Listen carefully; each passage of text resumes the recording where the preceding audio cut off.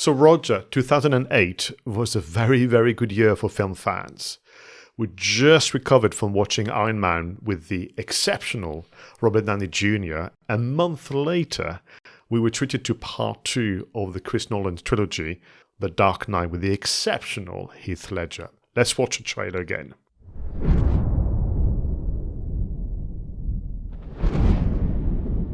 You've changed things. Forever. There's no going back. See, to them, you're just a freak. Like me.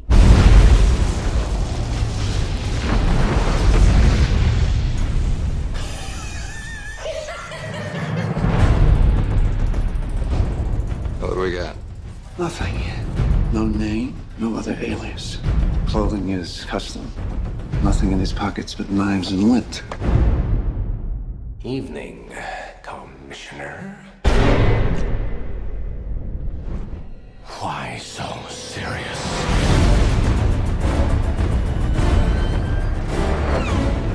Where is he?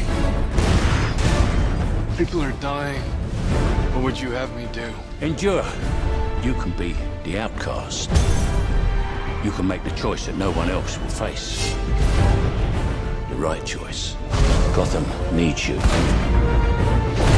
A little fighting here. I like that. Then you're gonna love me. Now that's more like it, Miss Wayne.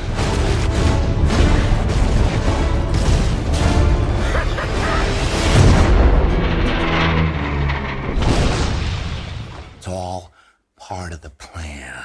Come on, hit me!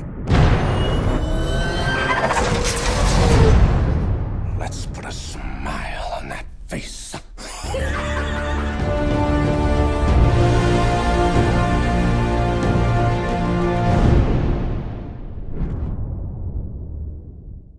Wow. So, Roger, did you go out to the cinema in 2008? We did, definitely, and we have not watched this film again until last night since 2008, even though thoroughly enjoyed it, thinking, as you say, one of the best films of all time, one of the best superhero films of all time. And actually, what I do like about the Dark Knight series is that it's not overly sort of embroiled within the DC universe. I think sometimes some of the Marvel films are so interlinked now that you really cannot watch one on its own. Whereas I think that certainly at this stage, the Dark Knight films definitely stood alone. But when I rewatched it last night, the things that really struck me, Heath Ledger's just unbelievable performance. He was so convincing, so scary, but so engaging at the same time. But I probably had forgotten just how quite dark the whole things were. I mean, The Dark Knight, obviously. But, you compare it to the 1960s, almost camp TV series with Adam West and etc. at the time, and even if you compare it to the films of the 80s, the Michael Keaton ones, they were, I thought at the time, quite a lot darker than the TV series. But this took it really to another level, and a stunning combination of cinematography, great acting, the pace is just relentless, isn't it? I often complain about 2.5-hour movies and just not having the material to keep it going, but this just never stops. And the editing and some of the scenes, are very short, and it just keeps it going. So just about everything about this is just the complete package. And what's interesting is I had many friends who would not choose to go and see a superhero movie at all. That wouldn't be their thing, who went to see that movie. And they celebrated, the work that, as you mentioned a moment ago.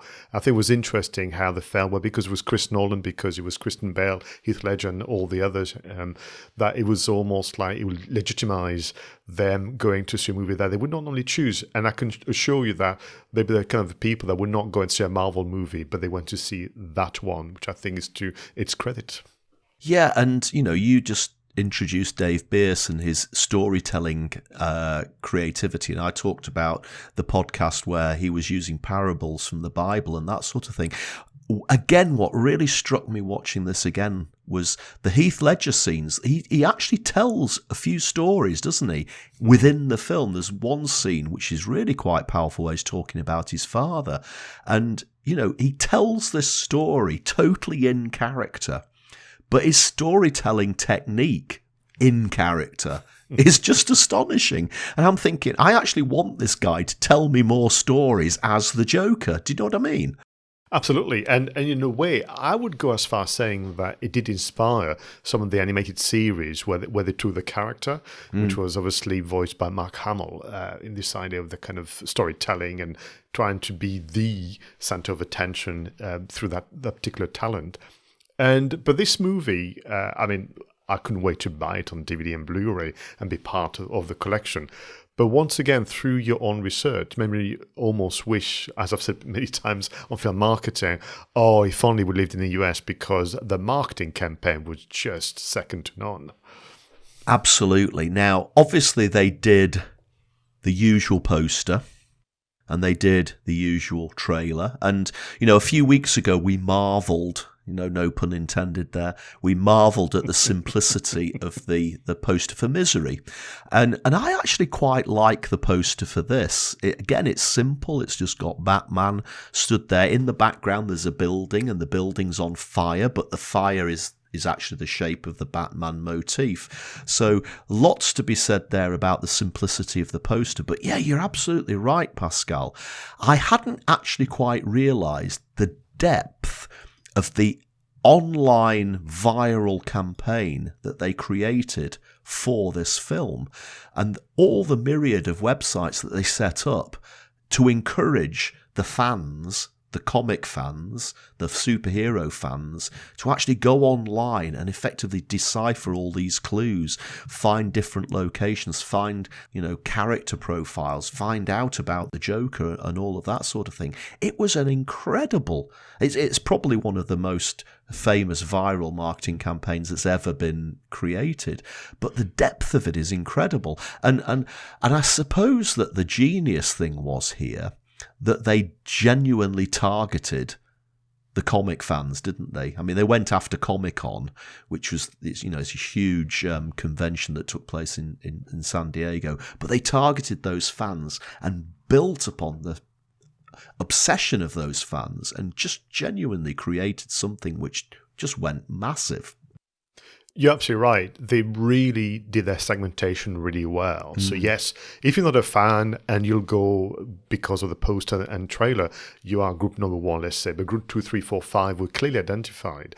For me, the other thing that is impressive, this was a year-long campaign. Now, most campaigns you and I've spoken about, sometimes they are a few weeks, a few months, and that's a challenge in itself. Others are, but this is a year-long campaign of sustaining the goodwill and the excitement of the fans. And they went where the fans were. So Comic-Con is mentioned, but back to this idea of, you know, I'm very jealous, I wish I'd lived in the US. So it began a year to 15 months before the movie was released, where one of the PR agencies were, by accident, and doing the inverted commas there, for those listening to the podcast, were dropping play cards with the Joker's kind of drawings and the ha ha ha ha, you know, kind of laughter written by hand. And they would literally put them inside Batman comic books and so on. They did all sort of things like this, to the point where eventually, back to the website I mentioned, people were asked to choose. They're going to be Team Batman, they're going to be Team the Joker. And that went on for quite some time when people were able to follow clues.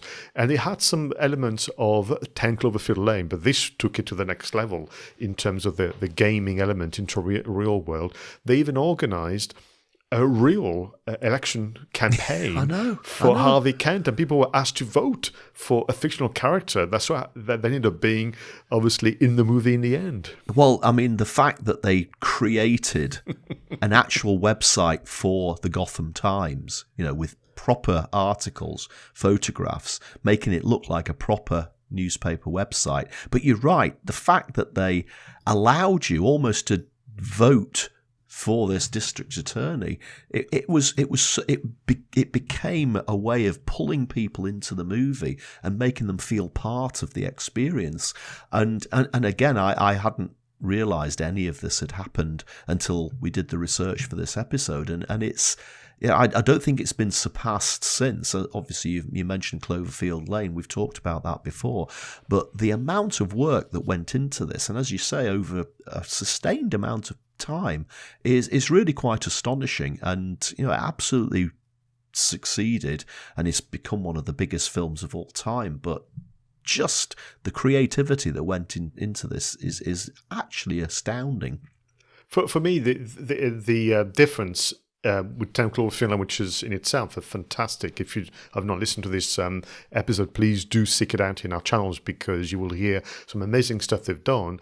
But this is different because people were almost contributing to the storytelling. So they were voting for this character, Harvey Dent, I think was called, played by Aaron Eckhart. They could discover hints left by the Joker himself, and they could go online, they could race down to shops and bowling alley and so on and find gifts. Some of them were lucky enough to even find a birthday cake where there was a number they could ring, and when they rang the number, the cake was ringing because a phone had been hidden by the Joker allegedly inside the birthday cake, and you had all this stuff. And of course you can imagine when people were taking pictures and put it on social media how viral that went.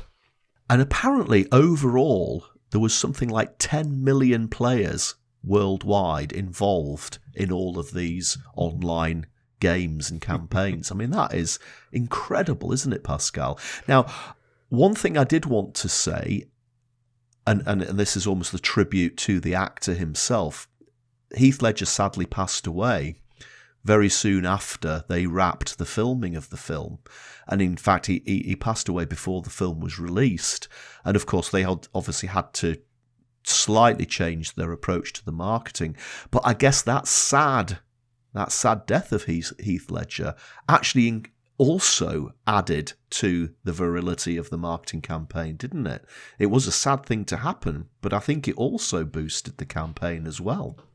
People got the sense that we were losing an exceptional actor because he'd done other films before. I mean, I know that the financiers were worried about, this is a guy that was in Brokeback Mountain, now becoming the Joker, will the audience? And I think, frankly, to the financiers and others, give us more credit. As an audience, we can tell when someone has talent, and we can navigate amongst different worlds, they would be inhabiting. So I think you're right. It felt a very special movie in so many different ways. I think really worked in the direction of creating a masterpiece. I would argue that they were still surprised by the immense success. And back to the marketing campaign, it won awards at the Cannes Lion, which is the kind of advertising and marketing film festival of sort. And back to this idea of choosing your team between Batman or the Joker. The Batman supporters were rewarded by being able to assist live to the projection of the bat symbol onto buildings in New York and other places as well. So that playfulness and that kind of complicity with the audience carried over. Some people were suggesting online again that they could recognize elements in the movie that they had a feeling they had contributed to through the gaming, including some of the bad guys and henchmen and women that were supporting the Joker. They said, I've seen that guy on the website that is now fighting alongside Heath Ledger. Yeah, I mean, such a good way to engage. Let's face it, they engaged the geeks, didn't they? That, no beating about the bush. They engaged the geeks and to a certain extent, the general public who just want to go along and see a decent film probably wouldn't have been interested in this campaign as well. But the fact that 10 million people were engaged was enough to make it as big as it was. One of the things I did want to point out, and it's not so much a marketing thing, it's just an observation, is obviously this film was a Christopher Nolan film. More recently, Tenet. Before that, Memento. And I said earlier that the storytelling in this film was incredible, and the storytelling within the story by the Joker were incredible.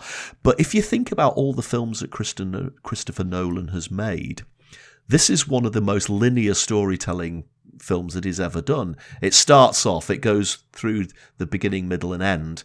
Whereas most of his films do something weird with time, don't they? I mean, Memento had the film starting at the end and going back to the beginning and jumping around. And even the first of the trilogy, Batman Begins, I think, if I remember rightly, had loads of different flashbacks to different times. And of course, Tenet, well, crikey, I still need to watch Tenet a couple more times before I can understand what on earth is going on there.